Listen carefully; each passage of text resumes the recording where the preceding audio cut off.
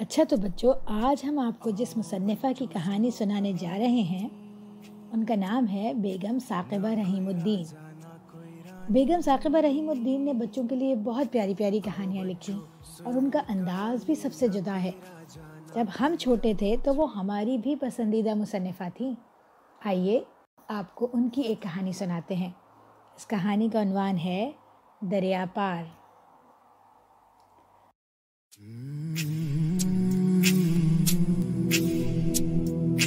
آؤ بچوں سنو کہانی،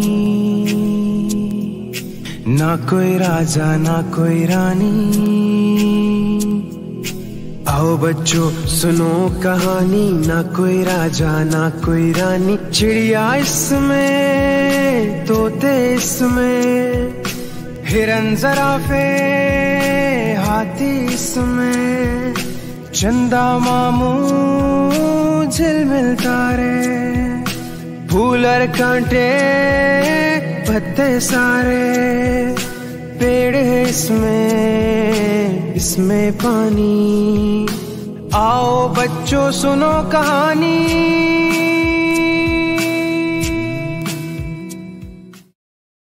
دیکھو بچوں، یہ ٹھیک ہے کہ ہم نے پرسوں تم سے کہانی سنانے کا وعدہ کیا تھا۔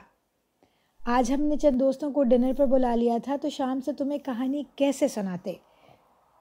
ابھی چاند نکلا ہے، آسمان بالکل صاف ہے، گرمی بھی کم ہے اور ہلکی ہلکی ہوا چل رہی ہے۔ آؤ بھائی، برآمدے میں کرسیاں پاس پاس رکھو۔ آہا ہا بچوں، چاند کے آتے ہی ہمیں کہانی کا نام خود بخود یاد آ گیا، دریا پار۔ زمانہ گزرا، گوادر میں سمندر کنارے ساحل کی ریت پر چوہوں کا خاندان رہا کرتا تھا۔ اس خاندان میں سب سے چھوٹے چوہے کا نام تھا راہو۔ یہ اپنی فطرت سے نٹکھٹ اور شریر تھا۔ یوں تو وہ گھر میں سب سے چھوٹا تھا مگر اپنے آپ کو بہت بڑا سمجھتا تھا۔ راہو کی ماں اسے جنگلی بلیوں سے ڈراتی تھی۔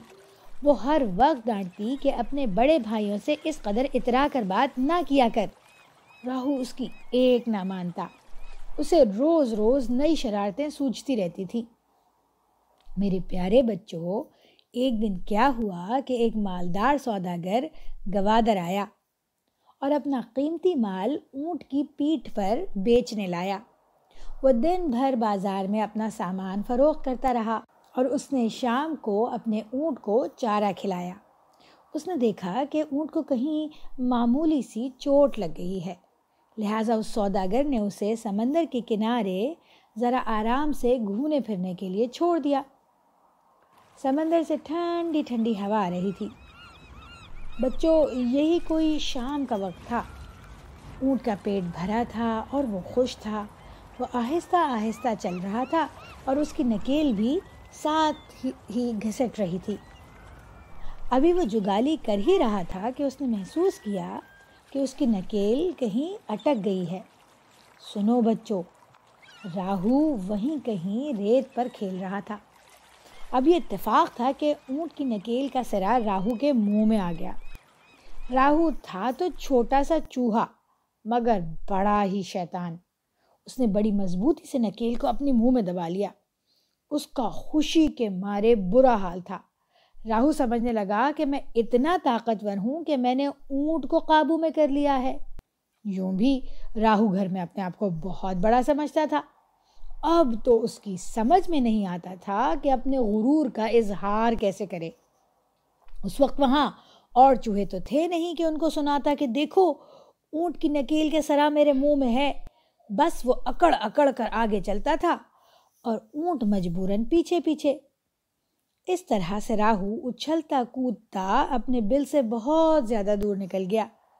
راہو اب تیز تیز چلنے لگا تو اونٹ بھی جلدی جلدی چلنے لگا۔ راہو جان بوجھ کر ریت میں اگی جھاڑیوں میں گھس کر چلنے لگا تو بیچارہ اونٹ بھی سوکھی جھاڑیوں پر سے گزرنے لگا۔ راہو مست ہو گیا تھا اور غرور کی وجہ سے اسے کچھ نظر نہیں آ رہا تھا۔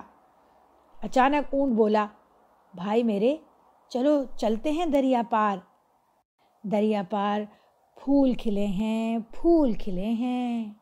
راہو نے اس کا کوئی نوٹس نہیں لیا۔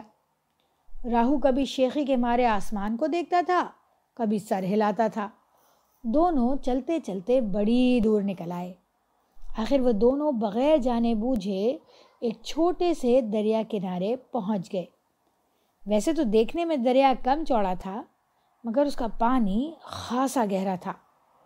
راہو کو بالکل اندازہ نہ تھا کہ اب وہ دریا کنارے کھڑا ہے، حالانکہ ذرا دیر پہلے اونٹ نے بڑی عاجزی سے کہا تھا کہ بھائی میرا گھٹنا دکھ رہا ہے، کہاں بھاگے جا رہے ہو؟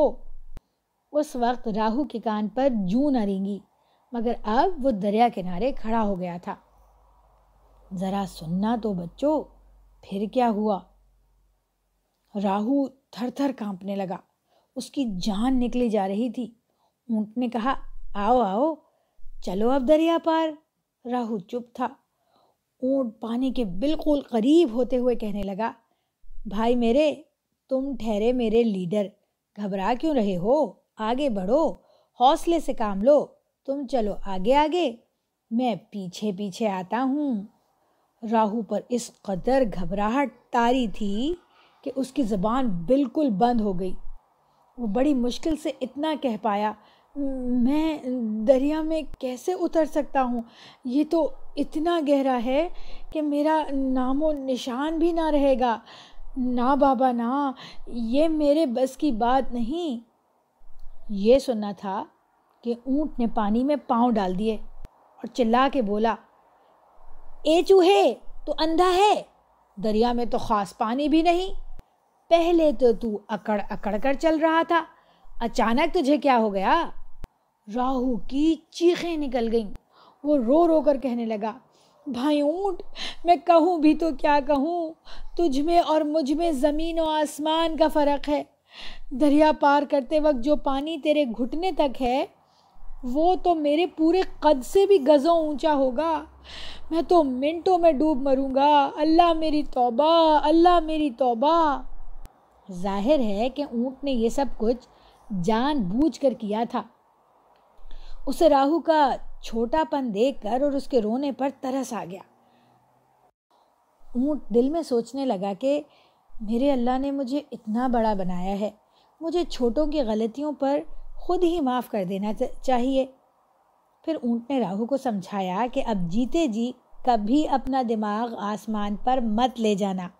اونٹ بولا، چل بھائی میرے کوہان پر بیٹھ جا، یہاں تک پانی نہیں پہنچے گا، خوف نہ کر، تو اب غرور سے نکل آیا ہے، اس لیے میں تجھے دریا سے نکال لوں گا، چلو چلو دریا پار۔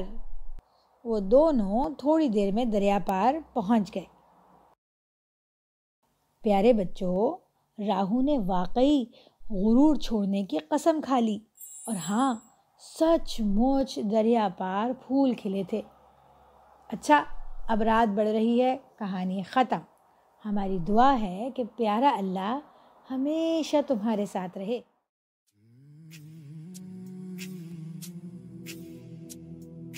آؤ بچوں سنو کہانی، نہ کوئی راجا نہ کوئی رانی، آؤ بچوں سنو کہانی۔